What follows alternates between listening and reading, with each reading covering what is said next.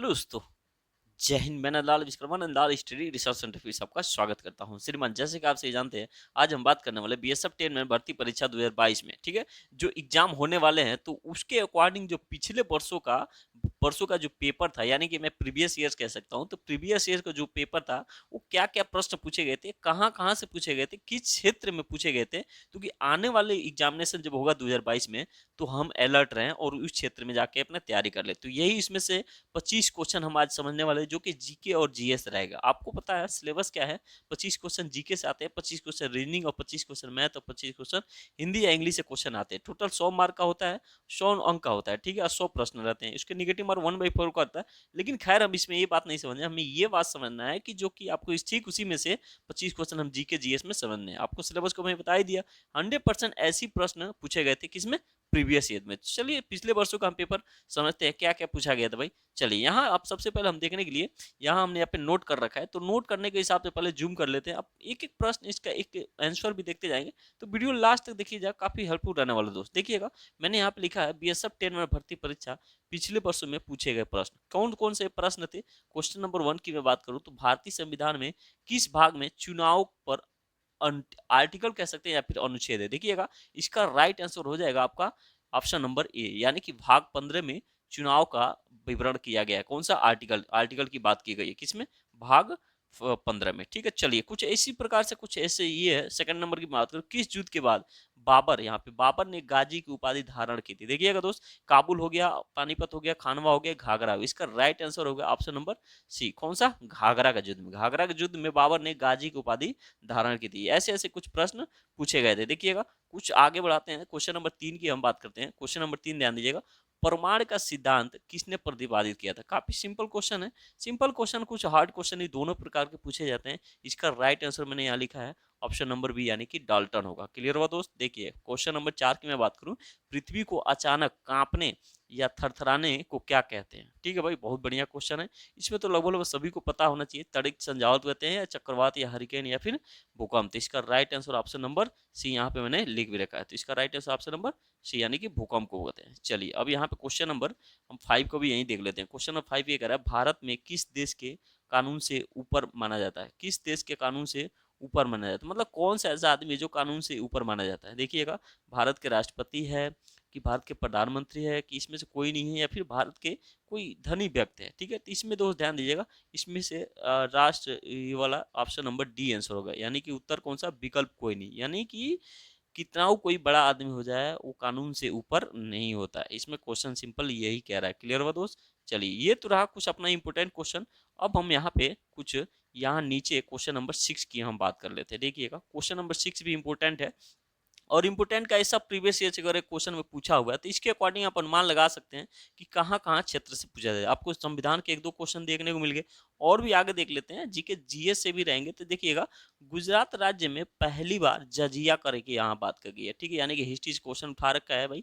जजिया कर लगाने वाला शासक कौन था? गुजरात की बात करिए, यहाँ पे सबसे प्रथम नहीं बात करिए, गुजरात सबसे प्रथम, दूसरे को ही लगाया था, लेकिन गुजरात राज्य की मैं बात करूँ तो इसमें राइट आंसर हो जाएगा अहमद शाह प्रथम। ठीक है भाई, इसका राइट आंसर ए, यानी कि अहमद शाह प्रथम ने गुजरात का जो राजा था, वो सबसे पहले रजिया कर लगाने वाला शासक था। ठीक है, देखिए क्वेश्चन नंबर 7 की बात करें, निम्न में से कौन सा नमकीन पानी की झील, यानी कि मैं इसे खारा पानी की झील भी कह सकता हूँ, ठीक है, नमकीन पानी का झील कौन सा है? बुलर है, सांबर है, डल है, कि गोविंद सागर? तो राइट आंसर इसका कौन सा? सांबर झील है। तो अब बुलर झील आप कमेंट कीजिएगा कौन सा होगा, ठीक है, लेकिन इसका राइट आंसर फिलहाल सांबर झील है। ठीक है, चलिए, सबसे ज्यादा नमक का उत्पादन भारत में यही होता है, सांबर झील से ही।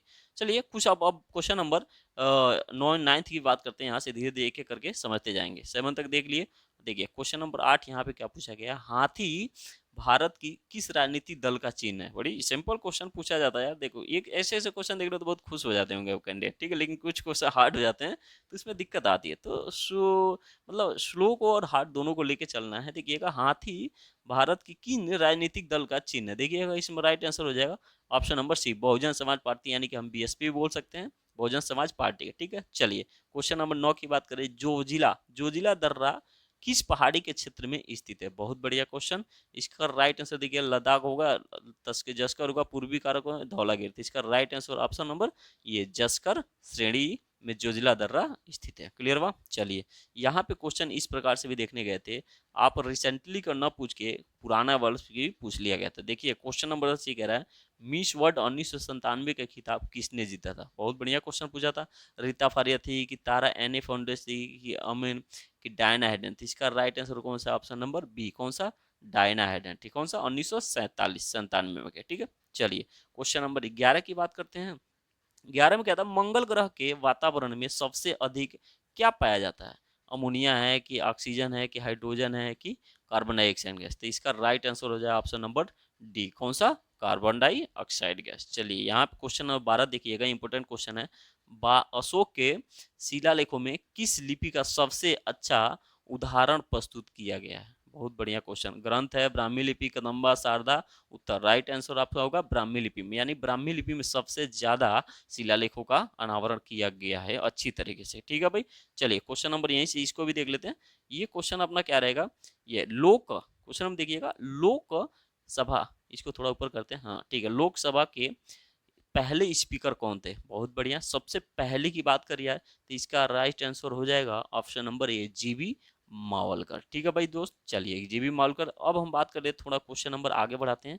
क्वेश्चन नंबर क्या रहेगा, 14 नंबर। क्वेश्चन नंबर 14 क्या है, इसमें क्या पूछा गया था कि पार्किंग विद लायंस पुस्तक किसने लिखा था? बहुत बढ़िया क्वेश्चन, यानी कि आप यहाँ से ये देख सकते हो पार्किंग विद, यानी कि पुस्तक से भी रिलेटेड क्वेश्चन पूछ दिए जाते हैं, तो आपको ध्यान देना है। के नटवर सिंह थे, कपिल देव थे, किरण बेदी थे कि सरोजिनी नायडू? इसका right answer option number A, के नटवर सिंह जी थे। ठीक है भाई, चलिए अब क्वेश्चन नंबर कुछ आगे बढ़ाते हैं, जो कि इस प्रकार से आपको देखने को मिल जा रहे हैं। तो काफी इंपोर्टेंट क्वेश्चन है दोस्तों, इसके अकॉर्डिंग आप देख के आप अनुमान लगा सकते हैं कि किस तरह से क्वेश्चन पूछे जाते हैं। क्वेश्चन नंबर 15 देखिएगा, जो जीव प्रकाश का उपयोग कर भोजन तैयार करते हैं उन्हें डॉट डॉट डॉट डॉट यहाँ दे रखा है के रूप में जाना जाता है। ठीक है, स्वपोषी जाना जाता है कि सर्वहारी की विषम पोषक की विघटन करने वाला? इसका राइट आंसर हो जाएगा स्वपोषी, यानी कि जो जीव प्रकाश का उपयोग कर भोजन तैयार करते हैं उन्हें स्वपोषी के रूप में जाना जाता है। चलिए क्वेश्चन नंबर यहीं पे हम बात कर लेते हैं, क्वेश्चन नंबर 16 की। क्वेश्चन नंबर 16 क्या कह रहा है, ओजोन की परत वायुमंडल के किस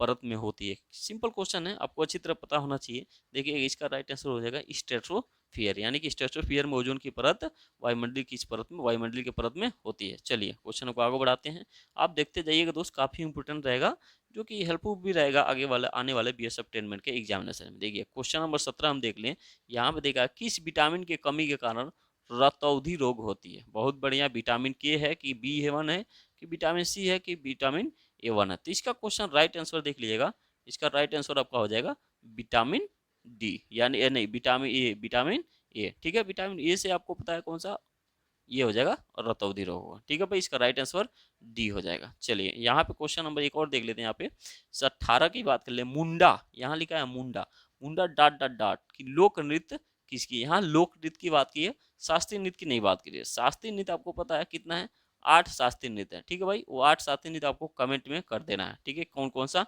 शास्त्रीय नृत्य है? मैं आपको बता दूं, जो मुंडा है, मुंडा की मैं बात कर लूँ, यहाँ पे थोड़ा कलर चेंज करते हैं, रेड ही ले लेते हैं। ठीक है, ये हाँ ओके, चलिए ठीक है। और ये मुंडा क्या होगा, राइट आंसर इसका आप हो जाएगा झारखंड, मतलब झारखंड की लोक नृत्य कौन सा है? ये मुंडा झारखंड की लोक नृत्य है। ठीक है, शास्त्रीय नृत्य नहीं है, आपको ध्यान देना है। देखिए काफी इजी क्वेश्चन है और इंपोर्टेंट क्वेश्चन भी इसको माना जाएगा। क्वेश्चन नंबर 19, पणजी किस भारतीय राज्य की राजधानी है? यहाँ पे पणजी देखिए छत्तीसगढ़ की है कि झारखंड की है कि हिमाचल प्रदेश की, गोवा की? तो राइट आंसर हो जाएगा, आपको पता भी होगा ये कौन सा, पणजी गोवा की राजधानी है। ठीक है, भारत की राज्य की राजधानी है। देखिए यहाँ पे साथ साथ में एक और क्वेश्चन ले चलते हैं, और है क्वेश्चन 20 नंबर, औरंगजेब किसका पुत्र था? ठीक है भाई, औरंगजेब किसका पुत्र था? यानी कि बाबर का था कि अकबर का था, हुमायूं का था कि शाहजहां का था? राइट आंसर कौन जाएगा, शाहजहां का पुत्र कौन था? औरंगजेब था। चलिए अब यहाँ पे हमने क्वेश्चन नंबर 20 देख लिए, अब 5 क्वेश्चन और देखते हैं जो कि इंपोर्टेंट रहने वाला होगा बीएसएफ टेनमेंट के लिए। बीएसएफ टेनमेंट में जो प्रीवियस इसके एग्जाम प्रीवियस क्वेश्चन जो पूछे गए थे, देखिए ब्रिटिश संसद में सदस्य बनने वाला प्रथम भारतीय कौन थे? ब्रिटिश जो संसद था उसमें सदस्य बनने वाले सबसे पहले भारतीय कौन थे? डीबीएन, यानी कि दादा भाई नौरोजी। क्लियर और राइट आंसर आपका ये हो जाएगा। बेबर किसकी इकाई है? 22 नंबर क्वेश्चन देखिए, बेबर किसकी इकाई है? यानी कि मैं यूनिट कह सकता हूँ, बेबर की यूनिट कौन सा है? मैं आपको बता दूं दोस्त, यहाँ पे लास्ट आंसर होगा, और ये क्या होगा, विद्युत चालकत्व। कौन सा? राइट आंसर आपका डी हो जाएगा। चलिए अब यहाँ पे हम 23 नंबर क्वेश्चन की बात करते हैं, जो कि इंपोर्टेंट साबित होने होगा बीएसएफ 10 मैन के लिए। एसीओ नाइट्रिल का सूत्र क्या है, देखिएगा एसीओ नाइट्रिल का सूत्र पूछ दिया था, ये जो कि थोड़ा हार्ड इसको कह सकते हैं, ठीक है। तो ये थोड़ा हार्ड क्वेश्चन है, जिसमें क्या है कि इसका राइट आंसर हो जाएगा ऑप्शन नंबर डी, CH3N, ठीक है, CH3N, ठीक है। चलिए क्वेश्चन नंबर यहीं पे हम बात कर लेते हैं। 24 नंबर क्वेश्चन क्या कह रहा है कि लोसार, जो लोसार उत्सव मनाया जाता है वो किस जनजाति के लोग द्वारा मनाया जाता है, ठीक है। देखिएगा मुंडा जानते हैं, खासी की, कोडवा की, मोनपा, तो इसका राइट आंसर हो जाएगा डी, कौन सा, मोनपा। मोनपा जनजाति के लोसार उत्सव मनाते हैं, ठीक है भाई। चलिए यहाँ पे हम क्वेश्चन नंबर लास्ट और 25 नंबर की बात करते हैं।